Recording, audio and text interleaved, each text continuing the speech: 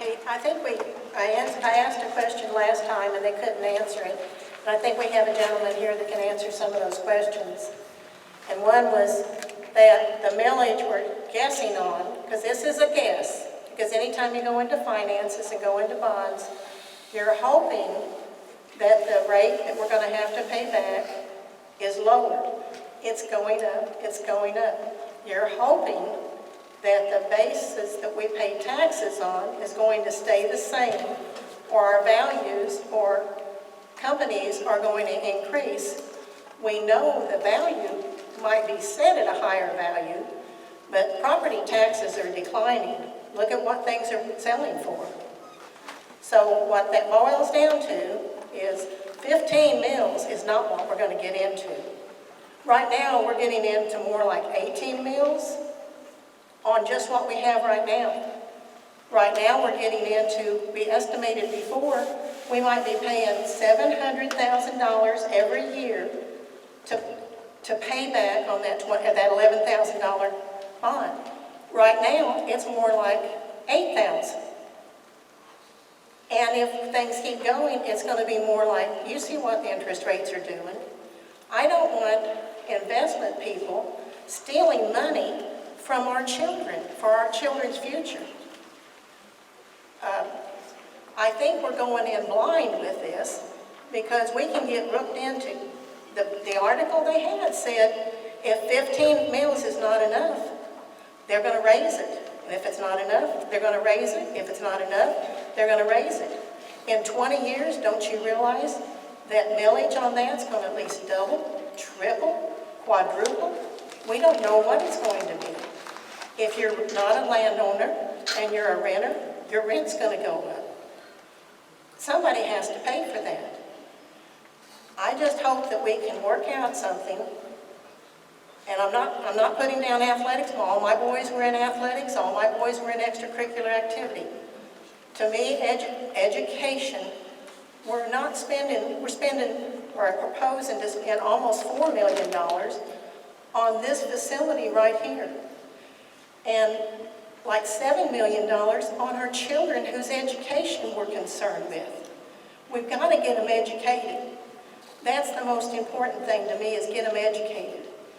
I'd rather set aside a fund to send them to college like you're doing for the children, like you have a plan for the children. But would you address the answer, the question that we asked before? How are we standing right now? If we were to finance today, how are we standing right now? On a house, if you bought the house. I'm thinking she's speaking with me so I can answer your question. Want to get him a mic? I can talk loud. Can everybody hear me? I'm a former high school teacher, former college professor, so I'm used to talking to big crowds. I think one of the questions that she asked earlier as far as dealing with the rates. Yes, interest rates are going up, but we're proposing to do a bond issue now. When you do a bond issue, you lock in the rates for the entire length of the bond issue. So if we were to go out now and sell this $11 million bond issue, again, we're under the hypothesis that the bond issue is going to pass. And I'll go backwards with the 60% that I think the superintendent and Mr. Bailey mentioned too.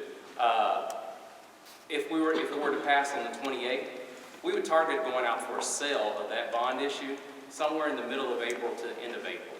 We'll be able to lock in the rates then, and the rates would never change. So right now, if we were to sell today, we'd probably sell for somewhere around 4.75, maybe 5%.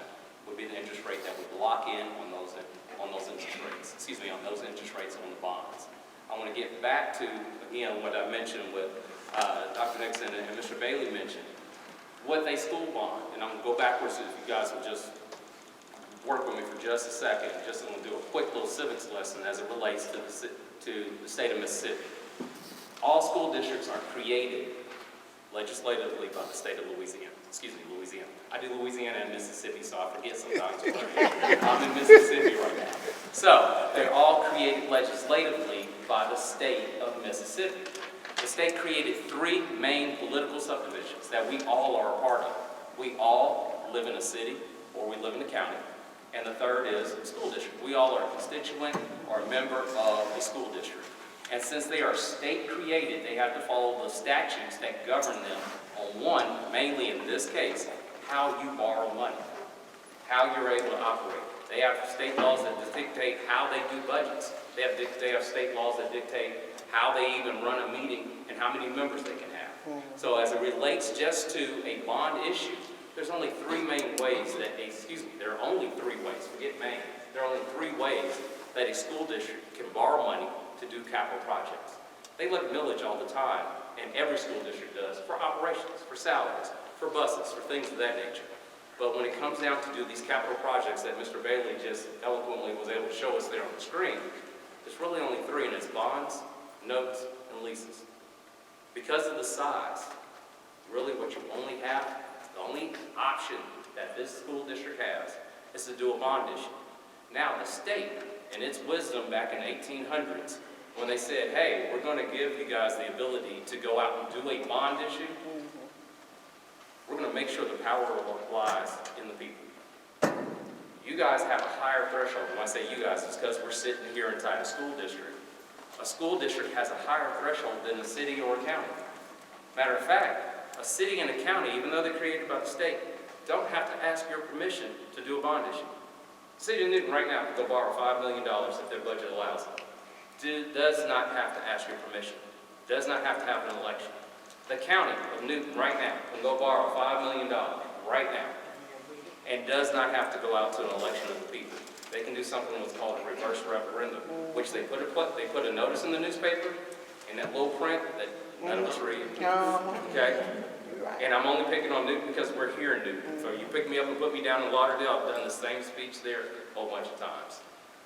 But all they do is put it in a little print, and they do it, I think, 3 times, because I confuse Mississippi and Louisiana. I know Mississippi is 3, I think Louisiana is 4 times. But they put that little print in there, and if nobody shows up at the day of the meeting, they can go borrow 3, 4, 5, 6, whatever their assessed value says they can borrow. School districts do not have that privilege. And so, the school district has come to the community and said, guys, here's all the stuff we want to do. We're asking your permission. But the state put a higher threshold. If we want to vote for dog catcher, if we want to vote for school board member, if we want to vote for governor, to win that election, you have to win 50% plus 1 more vote. But they put a higher threshold on school districts so that your voice will really matter. And we're probably going to say something that the school board does not want me to say. Most don't. If you don't want to vote for it, we understand. I understand. I'll speak for myself. I understand. 15 mills. The gentleman who went through the numbers, absolutely, you're absolutely correct.